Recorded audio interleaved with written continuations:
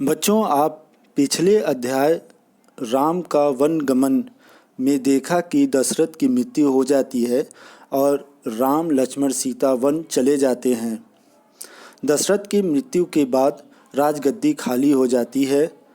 सभी की यह राय होती है कि भरत को तत्काल अयोध्या बुलाया जाए और इसके बाद 5वां अध्याय चित्रकूट में भरत शुरू होता है। इस प्रकार चित्रकूट भरत पाठ का सारांश मैं अपने शब्दों में बता रहा हूँ, आप ध्यान से सुनिए।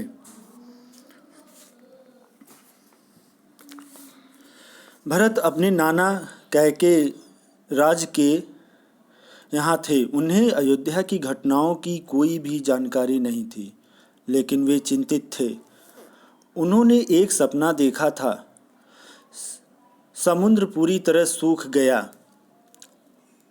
चंद्रमा धरती पर गिर पड़ा, वृक्ष सूख गए, एक राक्षसी पिता को जबरन खींचकर ले जा रही है। भरत अपने सगे संबंधियों को बताते हैं कि इस तरह के सपने से उन्हें डर लगने लगा है। जिस तरह भरत सपने की बात अपने साथियों को बता रहे थे, उसी समय अयोध्या के दूत उन्हें बुलाने आए। भरत अपने नाना कैकेयी राय से विदा लेकर 100 रथों और सेना के साथ अयोध्या के लिए निकल पड़े। रास्ता काफी लंबा था, जिस कारण से वे 8 दिन बाद अयोध्या पहुंचे। नगर काफी शांत और उदास था। वे सीधे राजभवन अपने पिता से मिलने गए, लेकिन वे वहां नहीं थे। फिर वे कैकेयी के महल गए। माता कैकेयी ने अपने पुत्र को गले लगा लिया और उन्होंने बताया कि उसके पिता का निधन हो गया। भरत यह सुनते ही मूर्छित होकर गिर पड़े। माता कैकेयी ने उन्हें उठाया। भरत पिता के निधन से काफ़ी व्याकुल थे, तुरंत राम के पास जाना चाहते थे। कैकेयी ने बताया कि राम को पिता ने 14 वर्ष के लिए वनवास दे दिया है। सीता और लक्ष्मण भी राम के साथ वन गए हैं।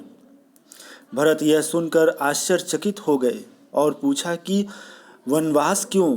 क्या उनसे कोई अपराध हो गया? कैकेयी ने बताया कि राम से कोई अपराध नहीं हुआ है।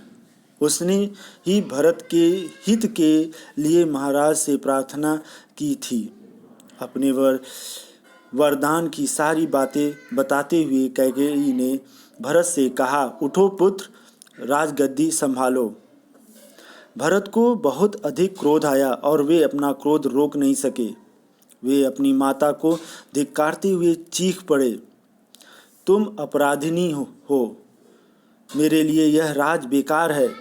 पिता को खोकर, भाई से बिछड़कर मुझे ऐसा राज्य नहीं चाहिए। वे बार बार अपनी माता को कोसते रहे। किसने तुम्हारी बुद्धि भ्रष्ट की? किसने तुम्हें उल्टा पाठ पढ़ाया? मैं राजपद ग्रहण नहीं करूँगा। मैं राम के पास जाऊँगा और उन्हें मनाकर अयोध्या वापस लाऊंगा। कैकेयी के महल से निकलकर भरत माता कौशल्या के पास गए। वे उनके चरणों में गिरकर फूट फूट कर रोने लगे। कौशल्या पहले से ही काफ़ी दुखी थी। वे बोली, पुत्र, तुम्हारी मनोकामना पूरी हुई। राम जंगल में हैं, अब तुम राजगद्दी संभालो। बस मेरे ऊपर एक उपकार करो, मुझे मेरे राम के पास भिजवा दो। भरत ने माता कौशल्या से क्षमा मांगी, अपनी सफाई दी कि इसमें उनका कोई दोष नहीं है। राम उनके प्रिय अग्रज हैं और वे उनका अहित सोच भी नहीं सकते। वे निरपराध है। कौशल्या ने भरत को क्षमा किया और अपने गले से लगा लिया। भरत सारी रात रोते रहे। सुबह होते ही शत्रुघ्न को पता चल गया कि कैकेयी के कान किसने भरे। उन्होंने लपक कर मंथरा के बाल पकड़ लिए और खींचते हुए भरत के पास ले गए। मुनि वशिष्ठ अयोध्या का राज सिंहासन खाली नहीं देखना चाहते थे। उन्होंने एक सभा बुलाई जिसमें भरत और शत्रुघ्न को आमंत्रित किया। उन्होंने भरत से कहा कि वत्स, तुम राजकाज संभाल लो। पिता के निधन और बड़े भाई के वनगमन के बाद यही उचित है। भरत ने महर्षि के आग्रह से इनकार करते हुए कहा कि मुनिवर, यह राज्य राम का है, वही इसके अधिकारी हैं। हम सब वन जाएंगे और राम को वापस लाएंगे।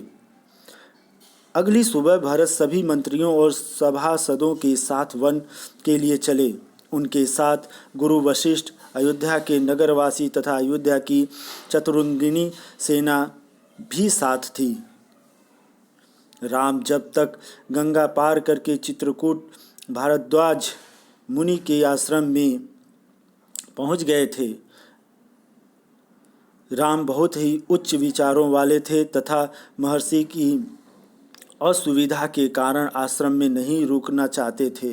अतः उन लोगों ने पहाड़ी पर एक पर्णकुटी बनाई। भरत पूरे दल बल के साथ चित्रकूट की ओर बढ़े आ रहे थे। सेना के चलने से आसपास में धूल ही धूल नजर आ रही थी। निषाद राजगुह को सेना देखकर कुछ संदेह हुआ। कहीं भरत राम पर आक्रमण करने तो नहीं आ रहे हैं। सही स्थिति का पता चला तो उन्होंने उनकी आगवानी की। रास्ते में मुनि भारद्वाज का आश्रम पड़ा। वहाँ भरत को राम का समाचार मिला। उन्होंने बताया कि राम की पर्णकुटी उस पहाड़ी पर है। अयोध्या वासियों ने रात आश्रम में बिताई क्योंकि आगे जंगल घना था। अगले दिन सुबह सेना चली तो वन में खलबली मच गई। सभी जानवर पक्षी इधर उधर भागने लगे। राम सीता पर्णकुटी में थे। लक्ष्मण कुटिया के बाहर पहरा दे रहे थे। लक्ष्मण ने देखा कि एक विशाल सेना चली आ रही है। लक्ष्मण चीख कर राम से बोले, भैया, भरत सेना के साथ इधर आ रहे हैं। लगता है वे हमें मार देना चाहते हैं। राम ने लक्ष्मण को समझाया, भरत हम पर हमला नहीं करेगा, वह हम लोगों से मिलने आ रहा होगा। लक्ष्मण आक्रमण करने के लिए उतावले हो रहे थे, किंतु राम ने उन्हें समझाया कि वीर पुरुष अपने धैर्य का साथ कभी नहीं छोड़ते।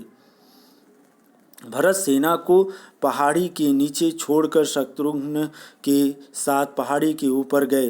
वे राम के चरणों में लेट गए। राम ने भरत और शत्रुघ्न को उठाकर अपने हृदय से लगा लिया। उस समय सबकी आंखों में आंसू थे।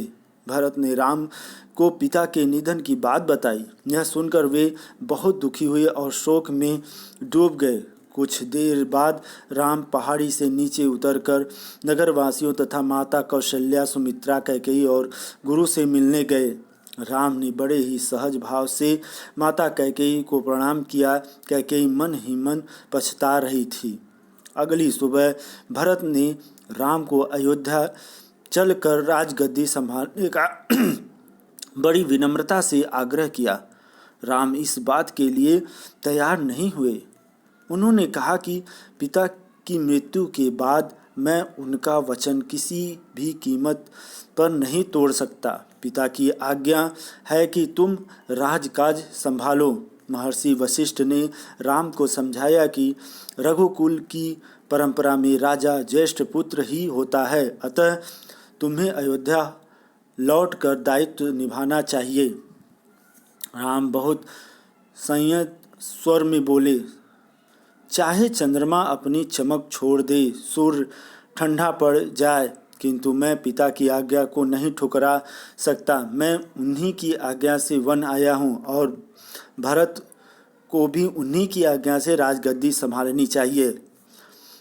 राम किसी तरह लौटने को तैयार नहीं हुए तो भरत राम से बोले कि मैं खाली हाथ अयोध्या नहीं जाऊंगा। आप अपना खड़ाऊं दे दीजिए। मैं उसी की आज्ञा से 14 वर्ष तक राजकाज चलाऊंगा। भरत का यह आग्रह राम ने मान लिया। भरत ने खड़ाऊं को माथे से लगाया। राम की चरण पादुका को एक सुसज्जित हाथी पर रख कर लाया गया और अयोध्या पहुंचकर खड़ाओं को सिंहासन पर रख कर उनका पूजा किया गया। इस तरह से 5वां अध्याय चित्रकूट में भरत समाप्त होता है। बच्चों, इसको ध्यान से आप सुनिए, समझिए, ठीक है।